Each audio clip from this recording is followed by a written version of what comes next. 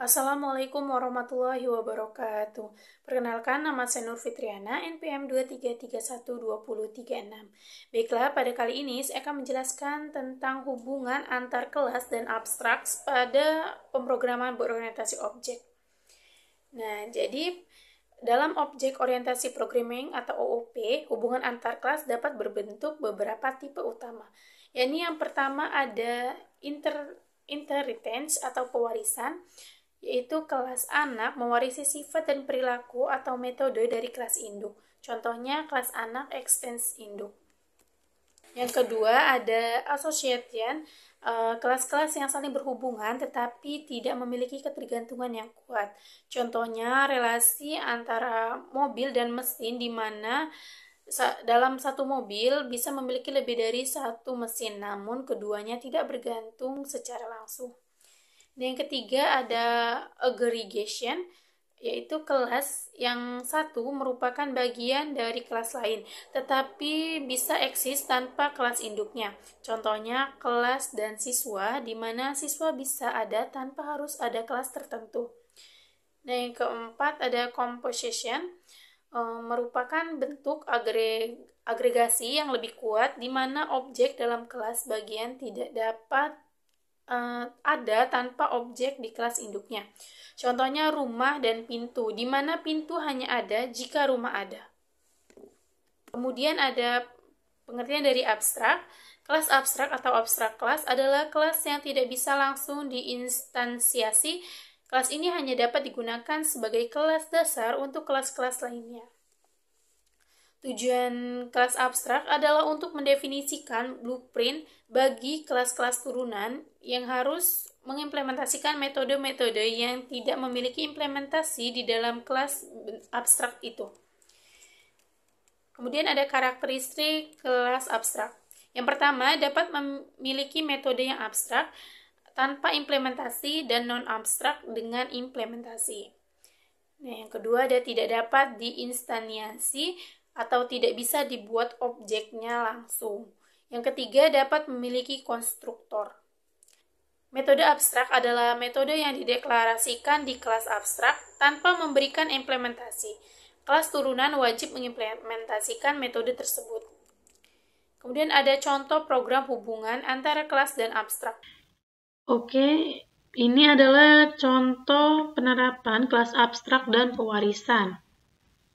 Jadi di sini kita membuat kelas abstrak, yaitu kendaraan, di mana ini tidak bisa dibuat objek secara langsung, dan kemudian kelas abstrak ini memiliki metode abstrak bergerak dan yang wajib diimplementasikan oleh kelas turunannya. Dan di sini kita membuat metode bahan bakar, di mana ini adalah metode biasa yang bisa langsung digunakan oleh kelas turunan. Kemudian di sini ada kelas turunannya, yaitu kendaraan, mobil, dan pesawat, di mana keduanya mengimplementasikan metode abstrak bergerak dengan cara masing-masing polimorfisme di main. Selanjutnya, public class main, di mana objek mobil dan pesawat dibuat dengan referensi tipe kendaraan.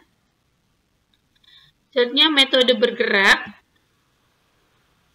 dan bahan bakar dipanggil sesuai implementasi di kelas turunan. Selanjutnya pada kelas main, di sini objek mobil dan pesawat dibuat dengan referensi tipe kendaraan, di mana metode bergerak dan bahan bakar dipanggil sesuai implementasi kelas turunan.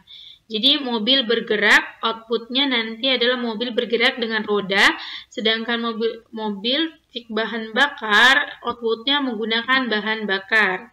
Selanjutnya kendaraan pesawat, atau kita membuat new pesawat. Pesawat bergerak, output pesawat bergerak dengan sayap, dan pesawat bahan bakar, outputnya menggunakan bahan bakar. Jadi di sini sama-sama menggunakan bahan bakar. Kemudian kita running, dan ini adalah hasilnya. Jadi mobil bergerak dengan roda menggunakan bahan bakar, sedangkan pesawat bergerak dengan sayap menggunakan bahan bakar. Baiklah, itu saja contoh kelas abstrak dan pewarisan. Kapan sih kita menggunakan kelas abstrak? Jadi gunakan kelas abstrak ketika Anda memiliki kelas dasar yang mendefinisikan kerangka dasar, tetapi tidak semua kelas turunan harus memiliki implementasi yang sama. Nah, kemudian kelas abstrak memungkinkan Anda mendefinisikan struktur umum untuk kelas-kelas turunan, sambil memberi mereka kebebasan untuk menentukan implementasi spesifik. Jadi kesimpulannya, yang pertama, hubungan antar kelas dapat berupa pewarisan atau inheritance, asosiasi, agregasi, atau komposisi yang memungkinkan berbagai cara objek saling berinteraksi. Yang kedua, ada kelas abstrak, adalah kelas yang tidak dapat diinstansiasi secara langsung dan hanya bisa digunakan sebagai kelas dasar. Kelas abstrak mengandung metode yang dapat bersifat abstrak atau tanpa implementasi dan non-abstrak dengan implementasi. Yang ketiga, ada pewarisan, memungkinkan kelas turunan untuk mewarisi sifat dan perilaku dari kelas dasar, sementara kelas abstrak memungkinkan untuk mendefinisikan antara muka umum bagi kelas turunan. Baiklah, itu saja yang bisa saya sampaikan tentang hubungan antar kelas dan abstrak. Mohon maaf apabila ada kesalahan dalam ucapan saya. Terima kasih. Wassalamualaikum warahmatullahi wabarakatuh.